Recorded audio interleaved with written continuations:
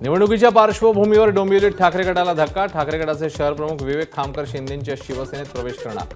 वैशाली दरेकर विश्वासात घेत नसल्याने खामकर नाराज असल्याची माहिती। भिवंडी लोकसभा मतदारसंघातून जिजाऊ संघटनेचे निलेश सांबरेंनी भरला उमेदवारी अर्ज भरण्याआधी मोठी रॅली काढत सांबरे यांचं शक्ती प्रदर्शन। जालना लोकसभा मतदारसंघातल्या ओबीसी बहुजन पार्टीच्या उमेदवाराची पोलीस संरक्षणाची मागणी। सांगली इथे प्रकाश शेंडगे यांच्यावर जातीय द्वेषातून हल्ला, त्यामुळे आपल्यालाही संरक्षणाची गरज असल्याचं वक्तव्य।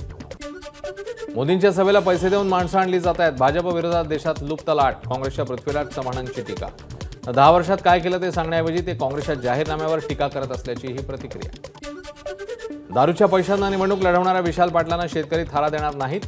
स्वाभिमानी शेतकरी संघटनेचे उमेदवार महेश खराडे यांची विशाल पाटील यांच्यावर टीका। बारामतीमध्ये महायुतीच्या उमेदवार सुनेत्रा पवारांनी साधला उंडवडी सुपे येथील भाजीपाला विक्रेत्यांशी संवाद।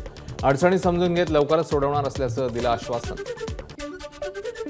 यंदाच्या पावसाळ्यात 22 वेळा समुद्रात 4.5 मीटरपेक्षा उंच लाटा उसळणार। मुंबई महापालिकेच्या आपत्कालीन विभागाकडून अधिक उंचीच्या लाटा येणार असल्याची यादी जाहीर।